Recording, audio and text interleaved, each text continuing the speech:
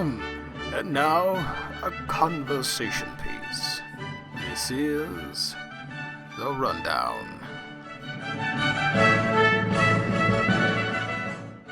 Welcome everybody to another exciting episode here at The Rundown. I wasn't actually going to do this, but it's once in a lifetime, folks. I just had to talk about Star Wars Episode 7, The Force Awakens. Literally, it's been like 2 hours since I saw the film, and it's like the first time I've held back emotions and tears of excitement over watching something for 2 hours straight, because I think it is just a fantastic film. I will let you watch it.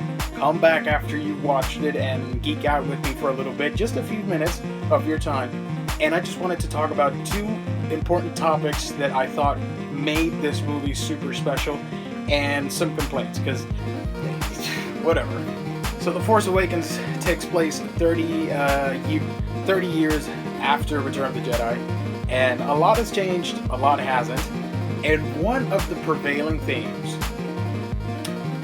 spoilers by the way, like the character of Kylo Ren, he is a disciple of, he was a disciple of Luke Skywalker, and I just find it interesting that even though he's the bad guy in the movie, he's not as strong as previous villains, and I found that refreshing, because you've just seen over the course of 6 movies ago, all these great characters, and one of the best villains in cinematic history, Darth Vader.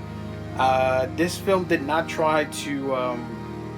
It was more like a playful homage, but at the same time, it didn't want to cross that line and say, like, here's Kylo Ren, he's like the ultimate badass. He's still a character very much in training. You see that with Snoke being apparently his master or whatever. So it's pretty interesting on that regard that he's not like the top dog. I really appreciated that. So it really leveled the playing field against the other characters that were in the final battle sequence. I thought that was pretty great. And just overall, the sense of this mythology is just expanding, and you just want to know what the hell happened in between those 30 years. The first Jedi Temple, the Knights of Ren, all that cool stuff. I really want to see that. Hopefully we get some some answers in episode 8, but at the same time, we've got the comic books, and I suspect we may see a Star Wars animated series in the future, or a live action series, or something that explains that 30-year gap between 6 and 7. So I thought that was pretty interesting. And my second point that I wanted to bring to the table, Han Solo really just stole the movie yet again. One of the best characters ever, and really just a prototype for many others that we see today, from your Star-Lords and such. That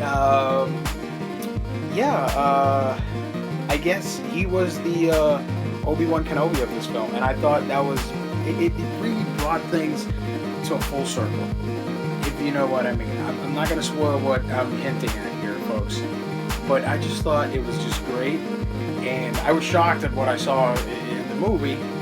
But you've seen so many movies, you sort of expect it, but it still hits you hard, man. Seriously. One of the things that I did not like about the movie was the fact that for months you've been hinting at the wonderful and badass looking Captain Phasma. Basically, she was going to be your next Boba Fett in a series of movies, right? She went out kind of unceremoniously. I was expecting a lot more.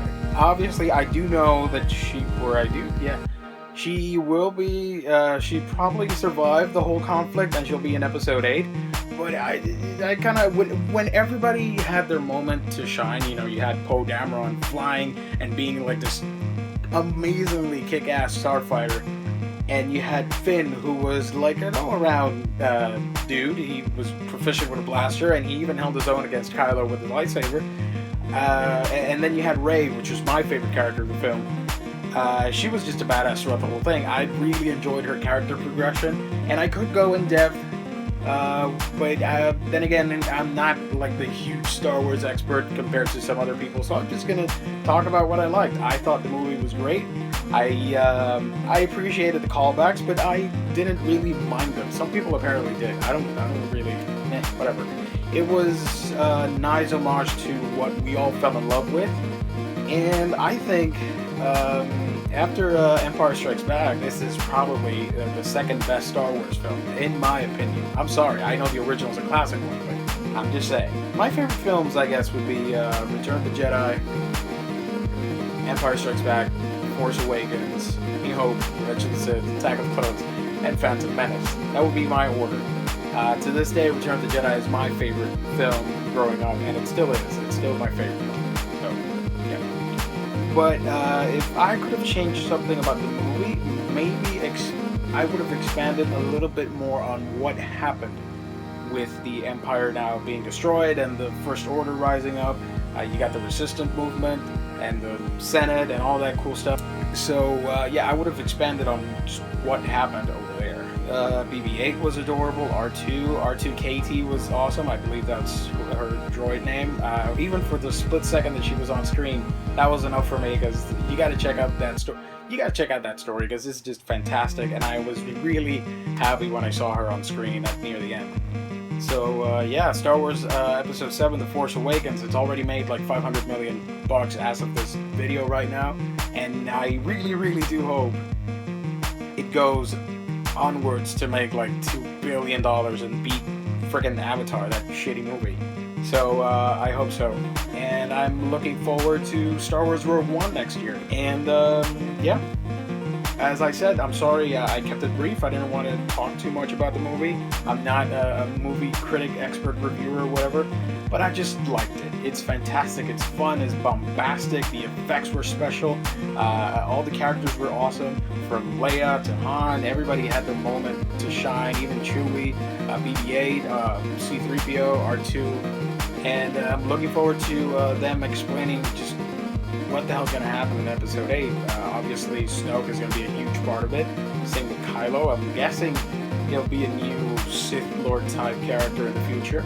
And I'm looking forward to Luke Skywalker kicking some ass, old school style. So there you go. I do want to know how they got Luke's or Anakin's lightsaber back.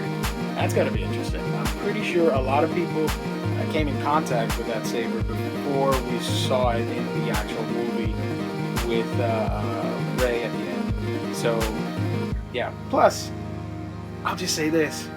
Part of the best aspect of the movie is that we have a freaking female Jedi as one of the leads. That to me is just great. It's awesome, and hopefully you guys liked it as well.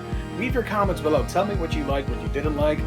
Try and not be too spoiler heavy for people that haven't seen it. So I guess I should end it by saying something cheesy, and I wish you all a happy week, and of course, may the Force be with you. Thank you for tuning in to another installment. You can keep the conversation going through your favorite social media platform. You can like and subscribe to our YouTube page, follow us on Twitter, like our fan page on Facebook, and favorite our pics on Instagram. You can also write to us for feedback, suggestions, and such via aweekingeekdom@gmail.com. Until next time.